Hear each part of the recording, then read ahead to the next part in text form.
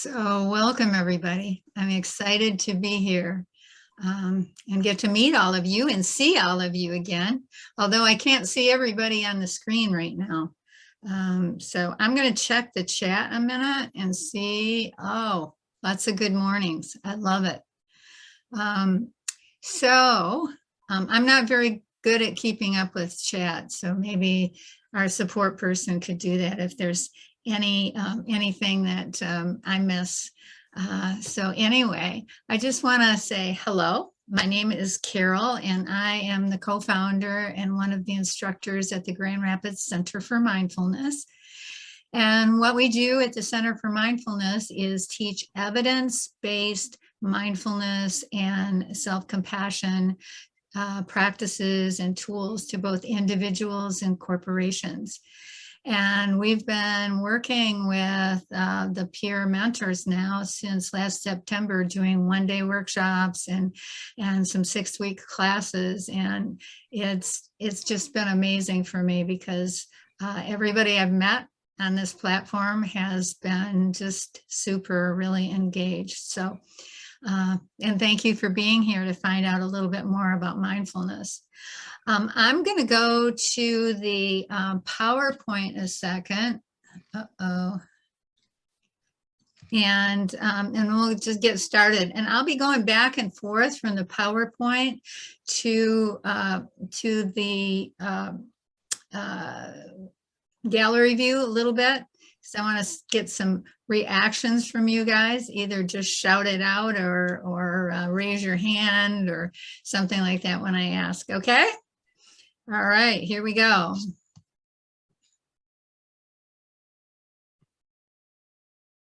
All right, first I have to check. Can you just see one slide that says Grand Rapids Center for Mindfulness on it? Yes. Awesome. Awesome.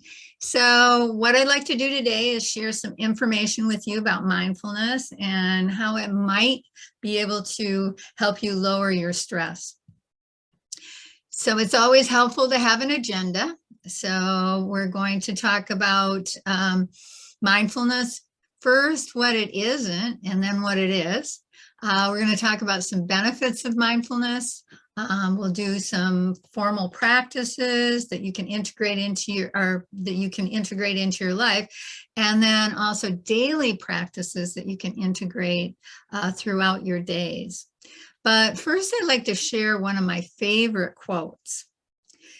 If you can sit quietly after difficult news, if in financial downturns you remain perfectly calm, if you can see your neighbors travel to fantastic places without a twinge of jealousy, if you can happily eat whatever is put on your plate and fall asleep after a day of running around without a drink or a pill, if you can always find contentment just where you are probably a dog.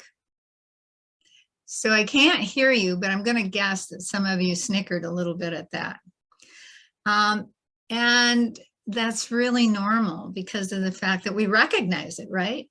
We get irritated, anxious, upset, and often we don't even know why.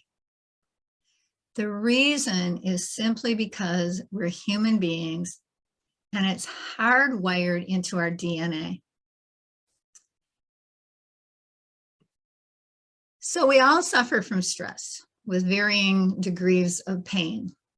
Some of us experience anxiety or depression, and that's really what got me into mindfulness. I'll tell you a little bit more about that later.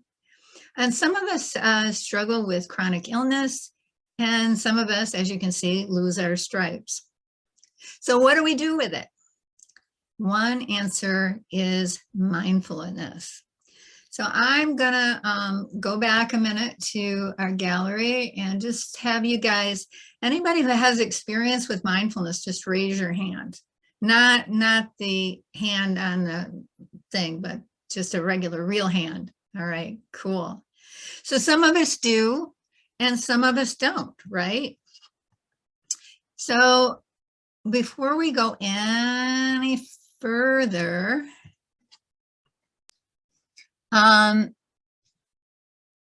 I'd like to share a mindfulness experience so that we all can start on the same page. Because in learning about mindfulness by talking about it is about as effective as learning about falling in love from a book. So let's start with a mindfulness practice.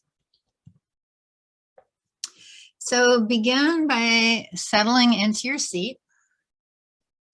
Sit up nice and straight. Feel the weight of your body in the chair, your feet on the ground. And now taking 3 deep, full breaths. Feel your body become slightly lighter on the in-breath. And feeling your body settle, relax, and become heavier on the out-breath.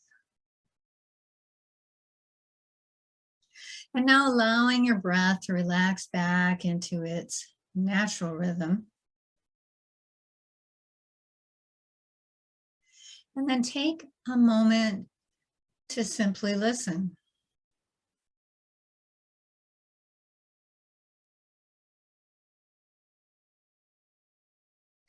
Noticing any sounds in the room or sounds outside of the room.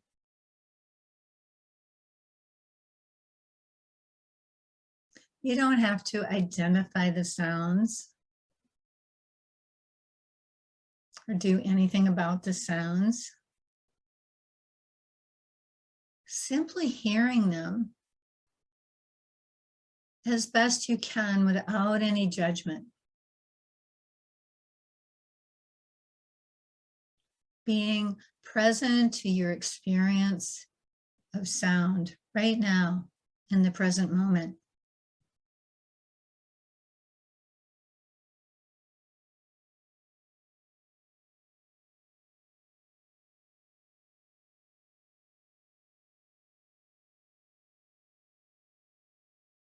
Letting the sounds come and go.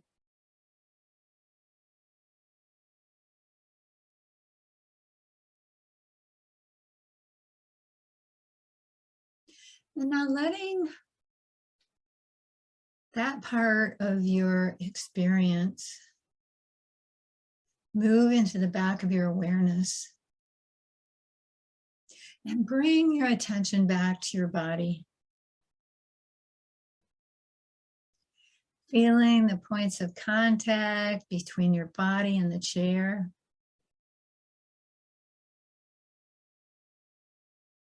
Maybe you feel your hands resting on your thighs or gently folded in your lap.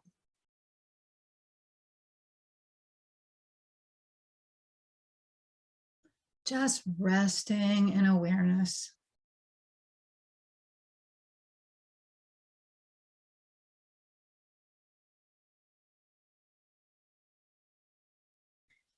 When we stop for a moment and pay attention to our bodies, often we notice tension or discomfort that we might not have even realized was there. So if that's the case for you, as best you can, simply meet those sensations with an attitude of kindness.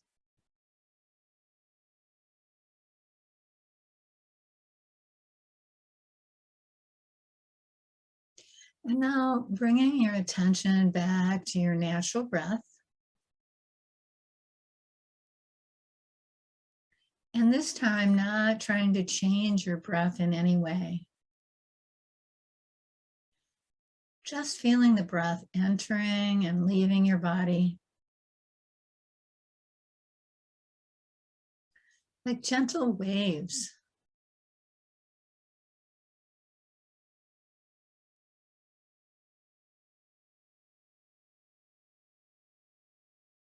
Again, you might experience that lifting and falling of the body.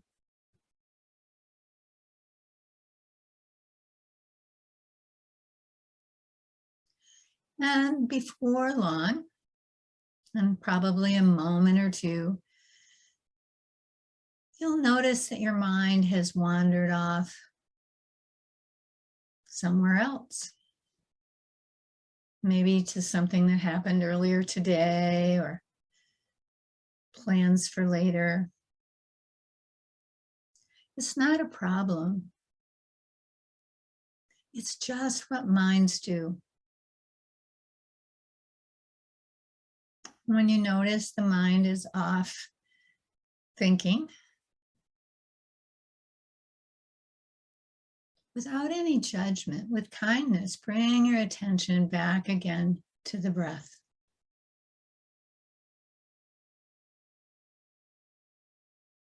And you may have to do this repeatedly.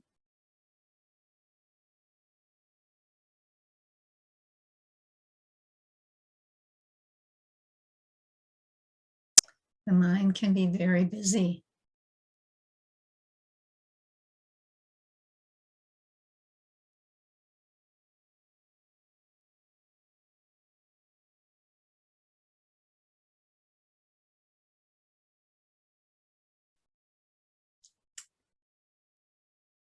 So analogy that we use in our work is that training the mind is like training a puppy.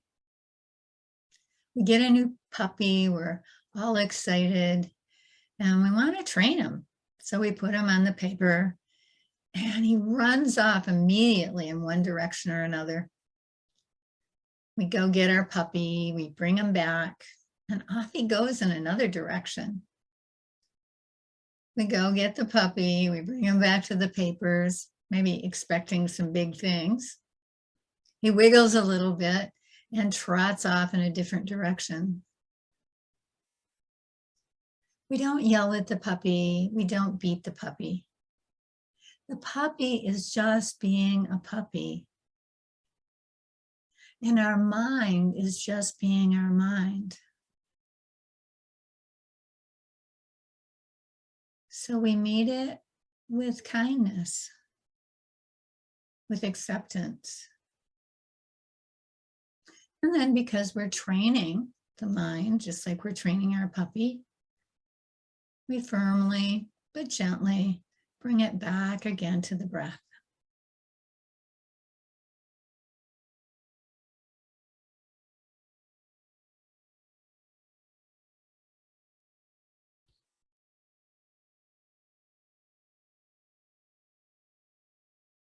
And now deepening your breath once again. Feeling how this deeper, fuller breath expands your inner body. And on your next exhale, gently open your eyes.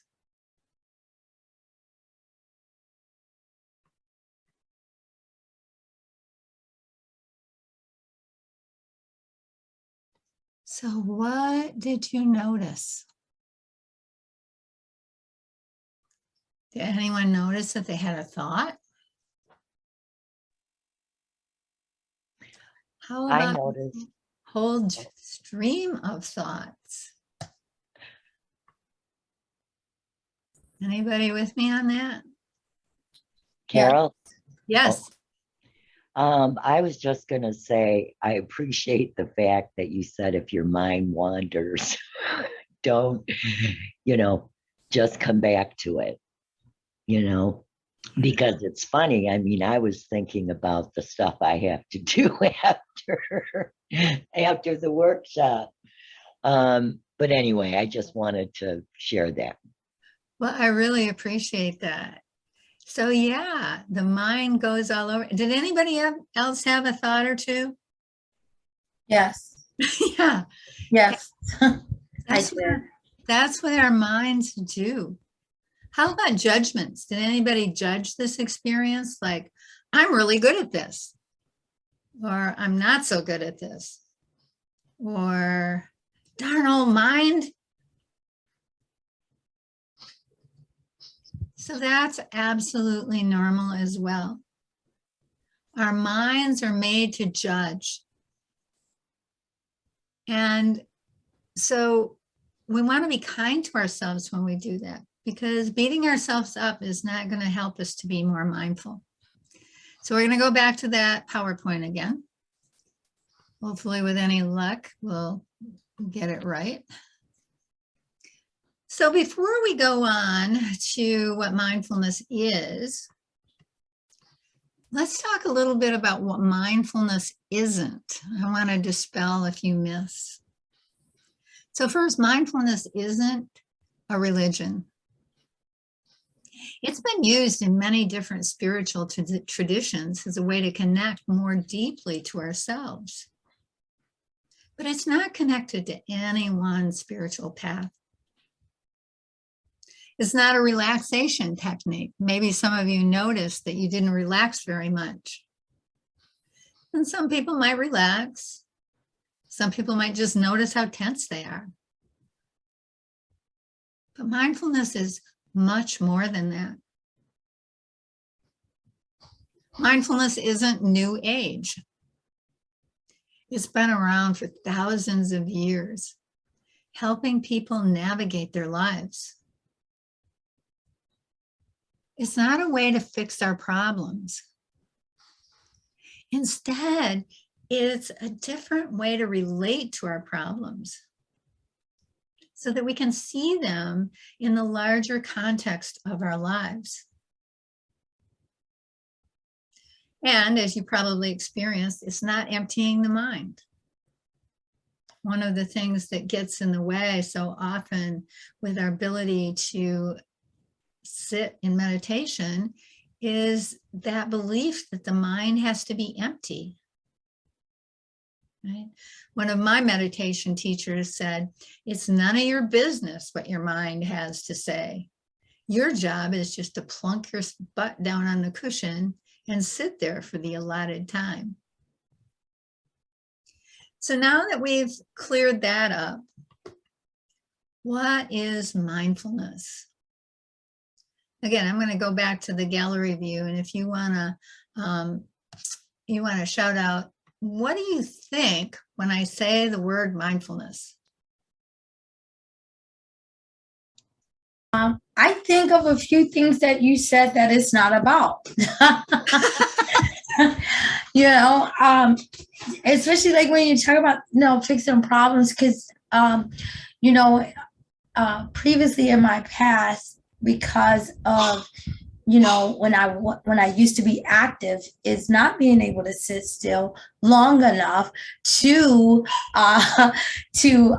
breathe, for one, or to relax, or so many things. And meditating and being mindful at the same time has taught me, because I practiced it, to allow these things to take place. It's okay to let these thoughts come in, but also how to manage these thoughts so that they do not become overwhelming to me, or I'm not overthinking, negative overthinking, I should add, So.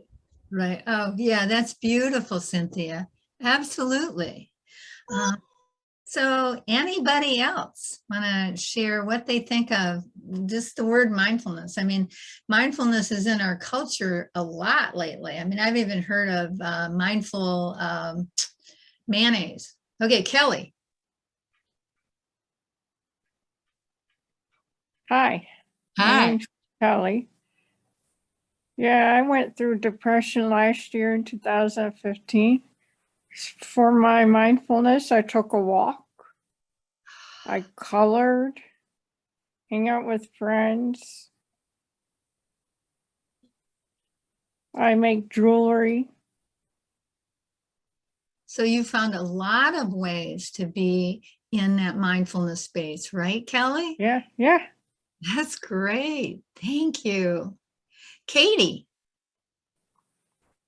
Hey, so it's interesting that I can't catch your name and I don't see you on the screen anymore.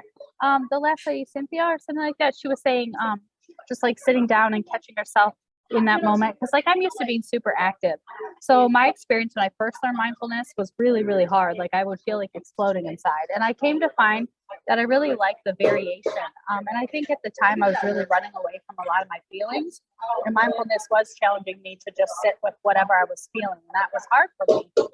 But I've really come to appreciate things like walking meditations, things that incorporate movement, because I'm not a big sit in one place. In fact, going on a retreat and meditating for hours sounds like torture. So like, I just like the variation, and I do see a huge benefit. And I've actually done a guided imagery certification course, so we incorporated a lot of mindfulness techniques. So just thought I'd share those things. Great. Thank you, Katie. One more, Stephanie. Okay. Yeah, part of what I've gotten out of this is to be totally present. And so it's just so strange when you said listen to sounds. I stopped myself and I could hear my birdies at the bird feeder outside. So I was totally present in the moment. Yes. So, I mean, that's something I just learned. That's beautiful, Stephanie. Thank you. So there's a lot to mindfulness, but now let's go back and talk a little bit about what our definition of mindfulness is, because we've got to have a structured definition, right? So according to my main teacher was John Kabat-Zinn from the Center for Mindfulness at the University of Massachusetts Medical School. Mindfulness is paying attention on purpose in the present moment and without judgment.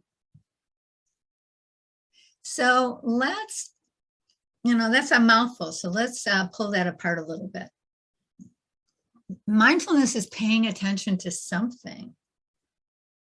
It could be sound. It could be sensations in the body. Could even be noticing how thoughts come and go in our heads. The breath, or maybe you're having a conversation with somebody and you're really intently listening. That's mindfulness. And we're doing it on purpose. We're intentionally focusing our attention on something that's happening right now. And we're doing it in the present moment. We're letting go of all those thoughts of the past and the future, or at least when they come, we're coming back to right here and right now, right? The mind is a time traveler. So we're coming back to this moment. And we're doing it with acceptance of what is, without judgment. So I like to say it like this. Mindfulness is intentionally paying attention to our present moment experience with curiosity and acceptance, rather than judgment and resistance. Intentionally paying attention to our present moment experience with curiosity and acceptance, rather than judgment and resistance. So mindfulness is really made up of three elements. One is intention. One is attention, what we're focusing on. And the third is attitude.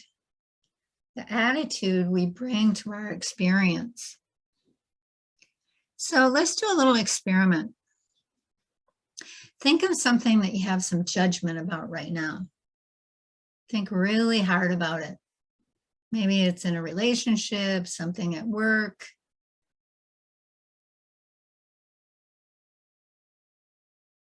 And now turn your attention to your body.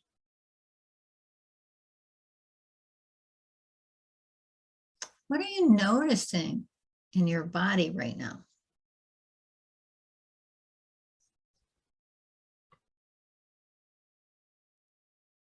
Anybody? My jaws are clenching. Vincent?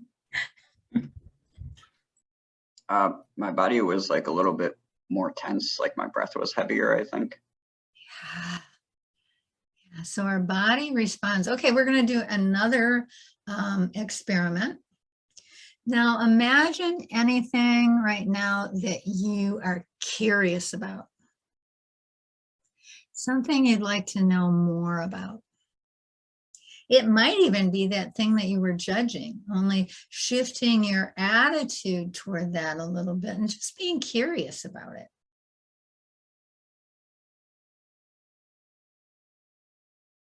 Everybody got that in their minds? Okay, so what are you noticing in your body right now?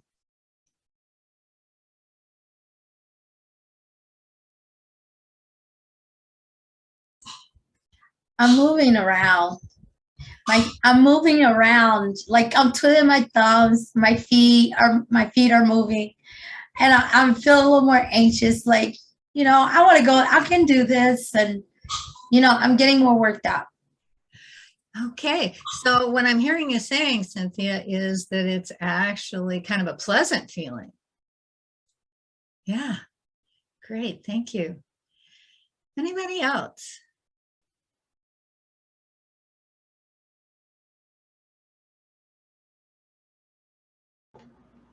I agree with Cynthia that there's like an energy in my core that makes me want to sort of stand up, go over there, become kinetic, Yeah, thanks, David. All right, here we go, back to this. All right, so mindfulness is intentionally paying attention to our present moment experience with an attitude of curiosity and acceptance rather than judgment and resistance. But that's not where most of us live. Most of the time we're anywhere but here.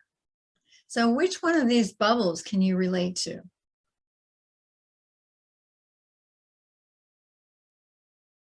How about the one on the left? I'm gonna anybody relate more to the one on the left than the one on the right? I'll do it by a show of hands. On the left. On the left, yeah. That's most of us because our minds are popping around all the time, thinking about all the things that we have to do, that we haven't done. It's just like a constant barrage of those things. So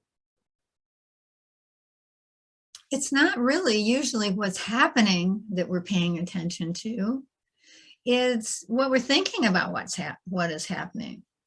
It's getting lost in the what ifs, if onlys, the regret and worry, or even the planning. And all of the attendant emotions and physical sensations that come along with that. So scientists identified the part of the brain that's responsible for our constant diversion into thought. It's called the default mode network. When we aren't paying attention to anything in particular, the mind gets really busy. And the funny thing about this is when scientists first discovered this, they thought it was great. I mean, when I'm not doing anything, I can be solving all my problems. But then they realized that 90-some% of those problems didn't exist and might not ever exist.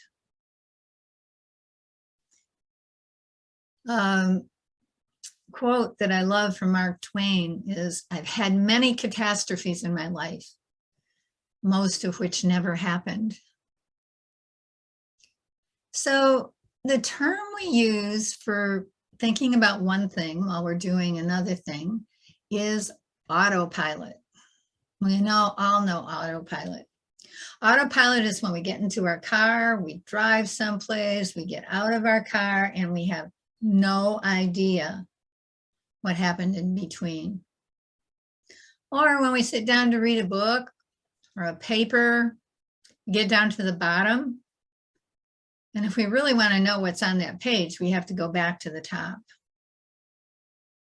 So let's explore this a bit. If you're willing, everybody stand up.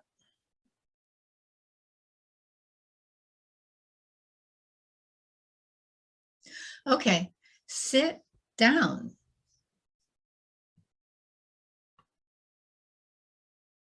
Thank you.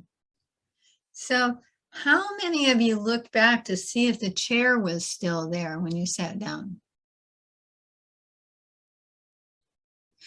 How many of you told your knees to bend? Or your quads to engage? Probably not many of you. That's autopilot. And autopilot can be really useful. Think of any skill that you're really good at now. And what would it be like if you had to give it as much attention now as you did as a beginner? Well, first, if that skill was typing, you wouldn't get much work done. Probably your computers would lie idle.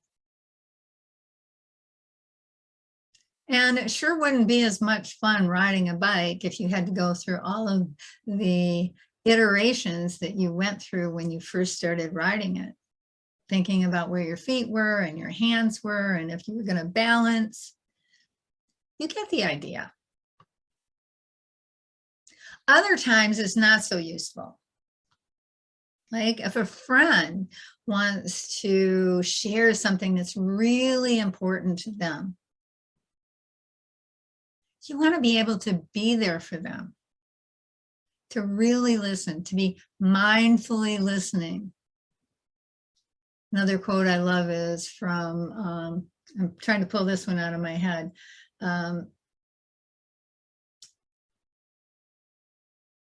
Being listened to is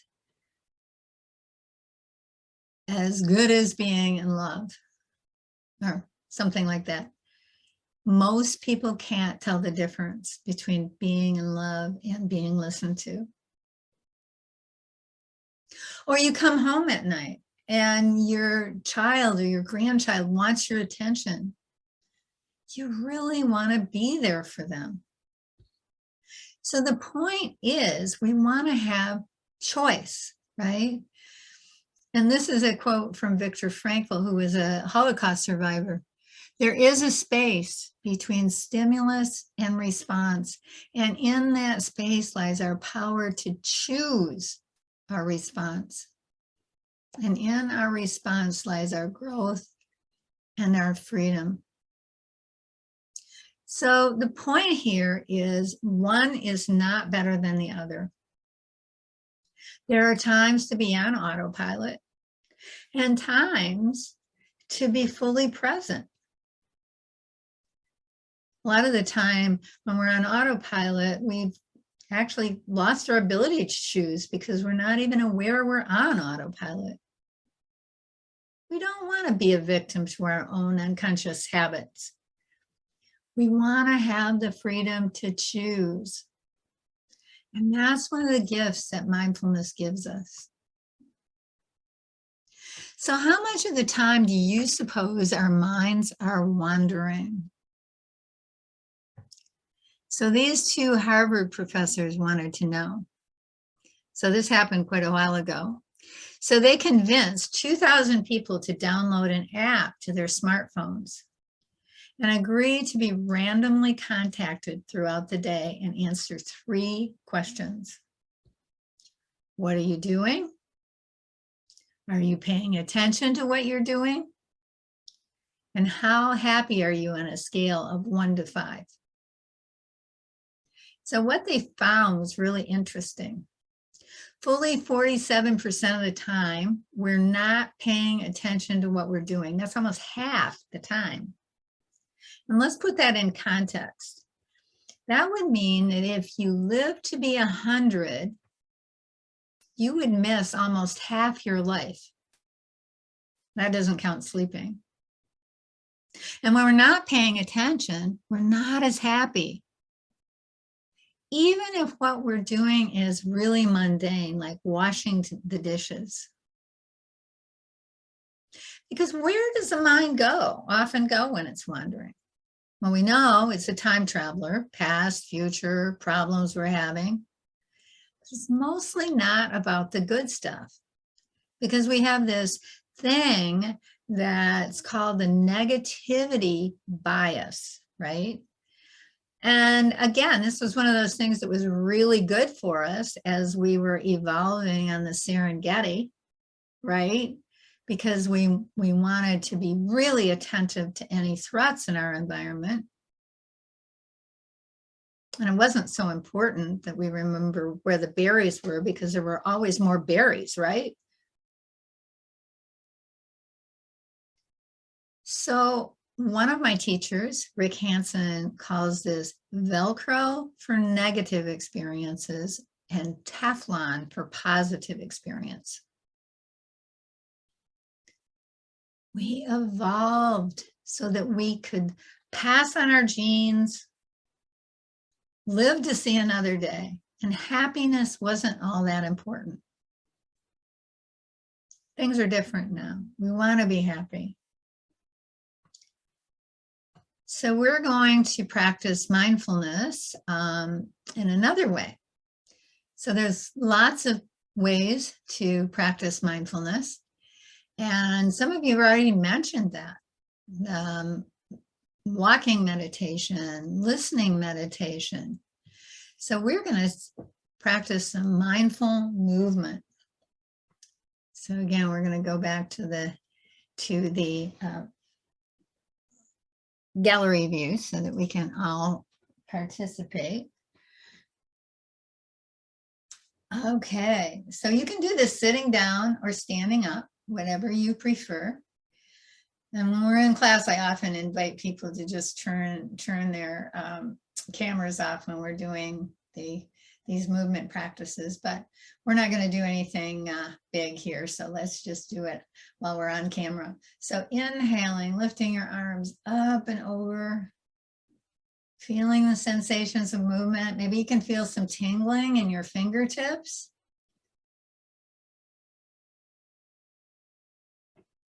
And then turning your palms away and letting your arms float down by your sides. Notice if you feel the arms feel different or heavier at some points and lighter.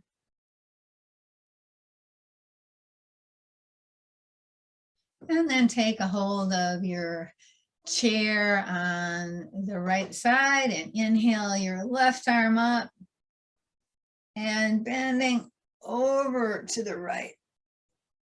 Stretch. See if you can roll your chest up, look toward the ceiling. Breathe into that left rib cage. Notice how those intercostal muscles stretch. And then root down, coming back up again, and slowly let that arm float down.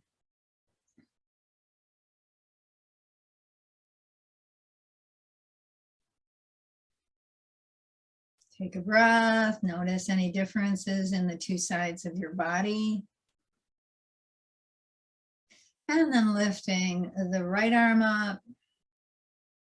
Again, really paying attention to whatever sensations that you're feeling as you do that. Rolling the shoulder over, looking up, breathing into the right side of your body. Couple times. And then rooting down through your sits bones and lifting up. And again, just letting your arm float down by your side. Again, close your eyes and just notice. Notice any sensations you're experiencing, right now. Notice if there are any differences between the two sides of your body. And now bringing your hands forward to your knees. You can actually scoot up a little bit on your chair if you're willing. And we're going to do some cat-cows. So this is kind of a classic yoga move. So inhaling, grabbing your knees, pulling your knees, lifting your chin, bringing your heart forward so that it's really open and spacious. And then tucking your tailbone, rounding your spine. And a couple more times, inhaling, lifting forward. Exhaling, rounding.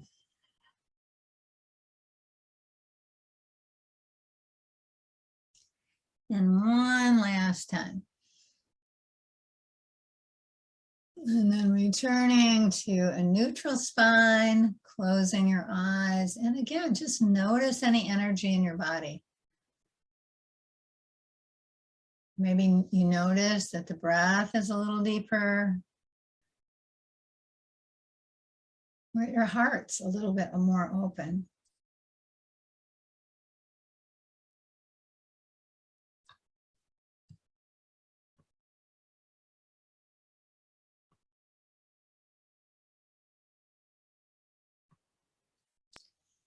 And then gently open your eyes. And just reflect for a minute. What did you notice?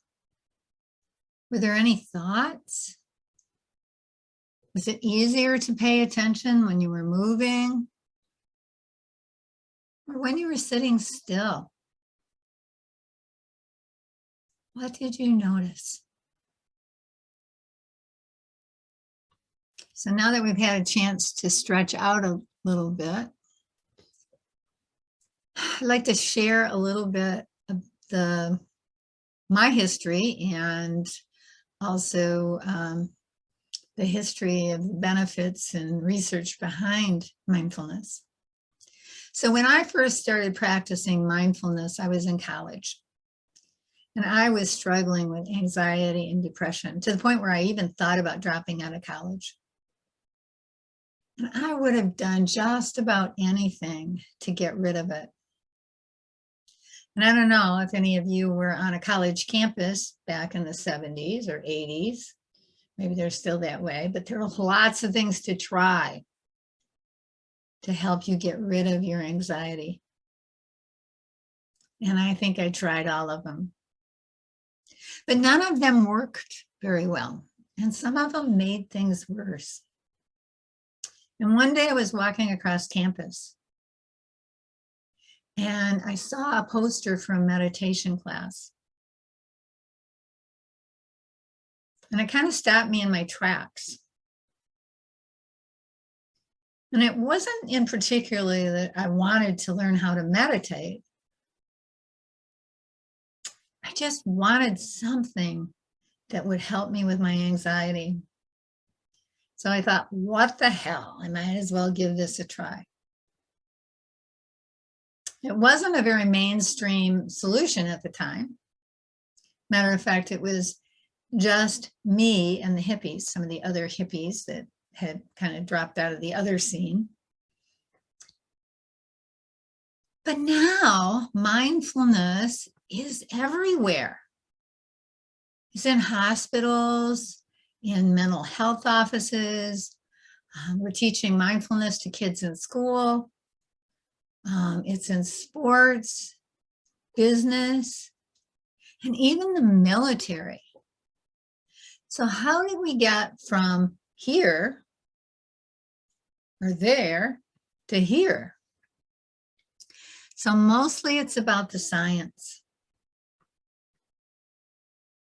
Back in 1979, John Kabat-Zinn, I mentioned him earlier, was a teacher of gross anatomy at the University of Massachusetts Medical School, and he was seeing people falling through the cracks of the medical system, in particular chronic pain sufferers. So he'd been doing mindfulness and yoga in his own life, and it had been really helpful. And he had this idea that it could be useful for people struggling with chronic health conditions. So he invited the doctors at the medical school to refer their patients to his stress reduction clinic. John was a scientist, so with those first groups of chronic pain sufferers, they started doing research right away. They followed those pain patients for 4 years and found that benefits in reduction in pain and improvement in quality of life that they'd seen at the end of the 8-week course persisted for up to 4 years for many of them.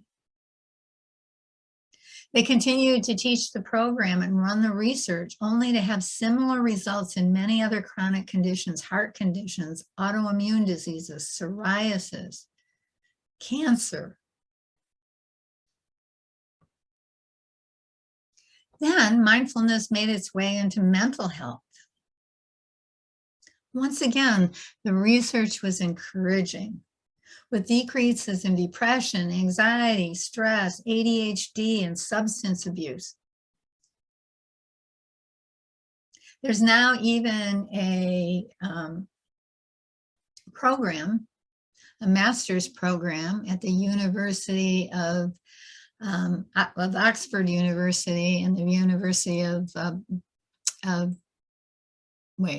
Bangor University in Wales that focuses just on mindfulness-based interventions. Along the way, they realized that mindfulness increases happiness, well-being, self-confidence, emotion regulation, creativity, and the list goes on. So what's going on? Scientists wanted to know what the underlying mechanisms were that made mindfulness so helpful in so many areas. It seems that neuroplasticity holds the answers. So until about 20 or 30 years ago, we believed that once you got to be the ripe old age of about 26, your brain quit changing. I mean, you might lose a few neurons, but you weren't going to gain them or remodel them.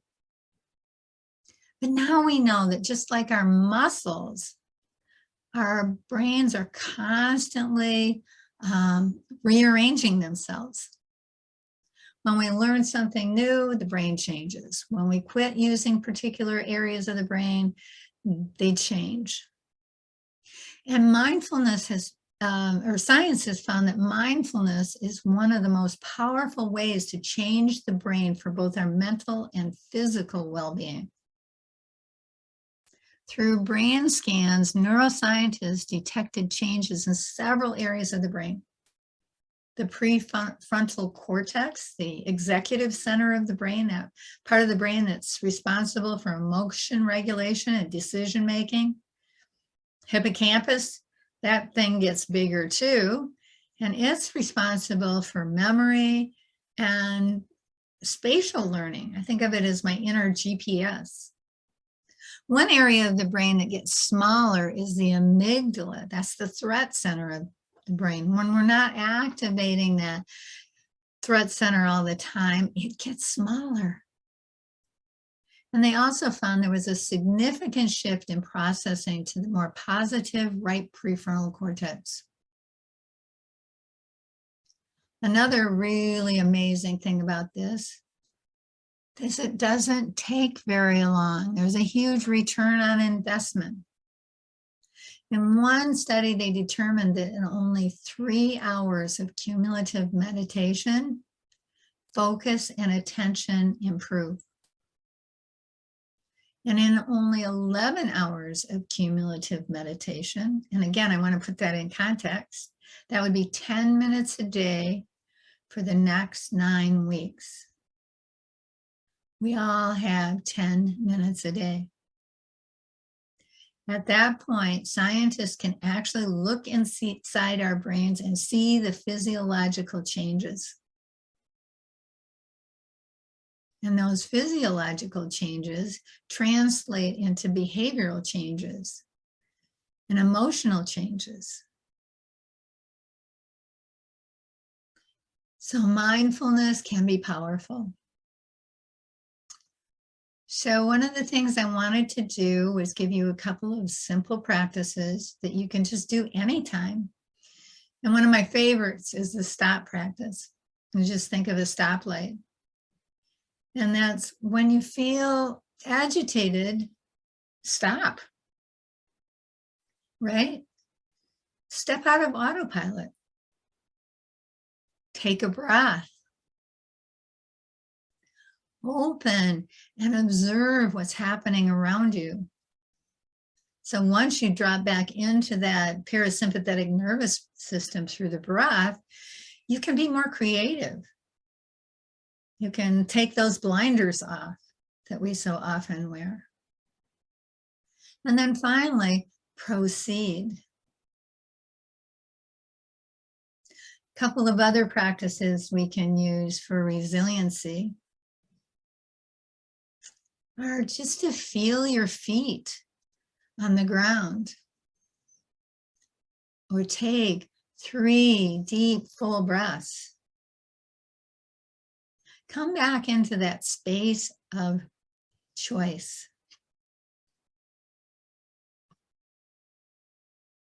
Now just take a moment and breathe.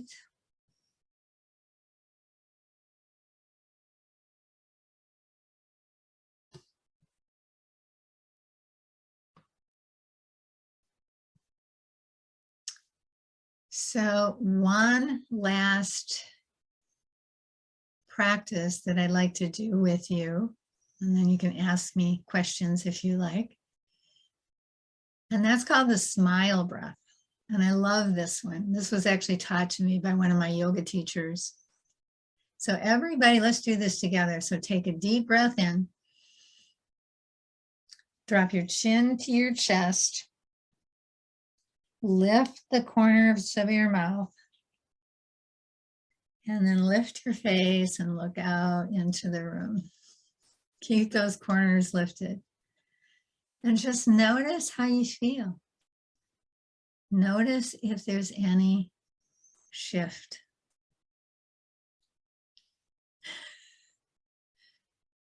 I love it. Okay. Anybody have any questions?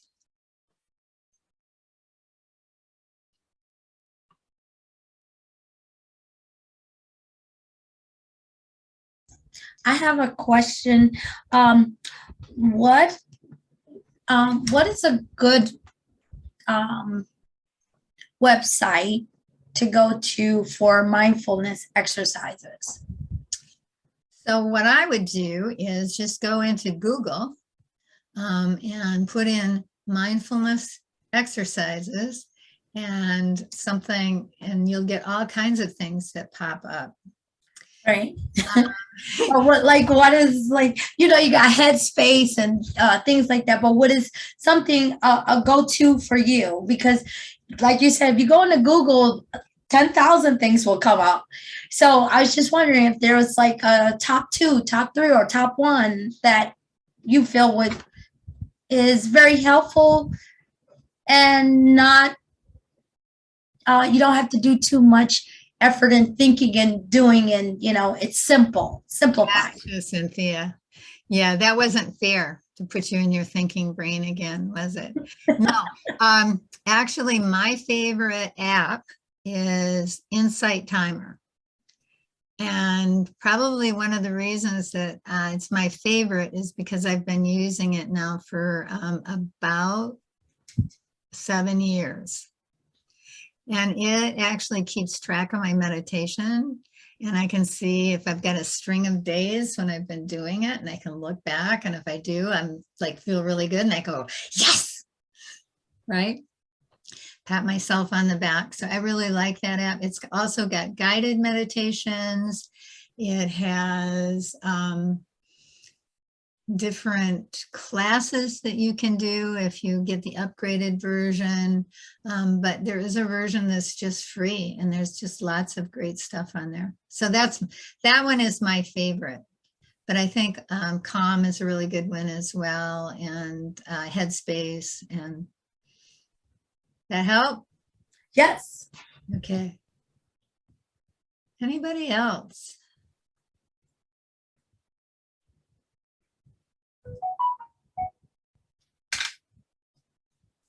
Where's your office located? We're in Grand Rapids, Michigan.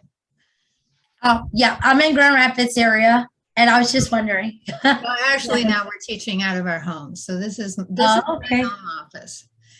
So yeah, because we do almost everything online, right? Okay. Do you take Medicaid? Are you accepting new patients? How does, like, for some of my clients that I work with, you know, if I want to say, hey, well, they want to get more involved with something like what you do. So where do you go? What do you accept? What type of insurances? Or Yeah, we don't. But what I want to tell you is that what we're doing right now is mostly working with you guys. We're doing programs which are free to you, 6-week programs, and I'm working with Pam now to design some for the fall.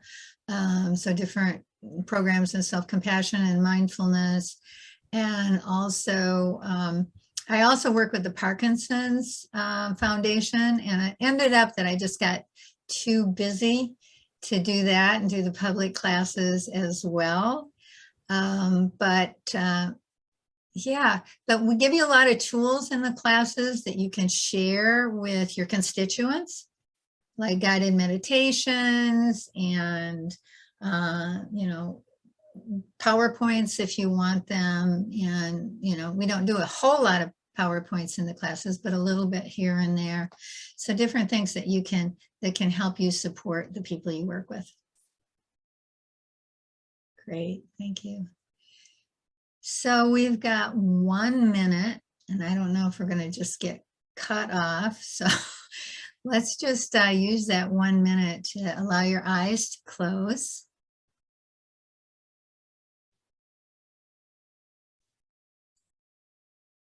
Settle into your body.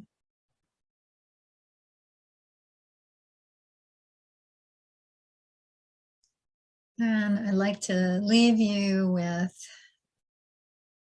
a blessing. One of my favorites. May you be safe from inner and outer harm. May you be healthy and have the strength to carry you through life with grace. May you love and accept yourself just as you are. And may you be happy and joyful and live with ease.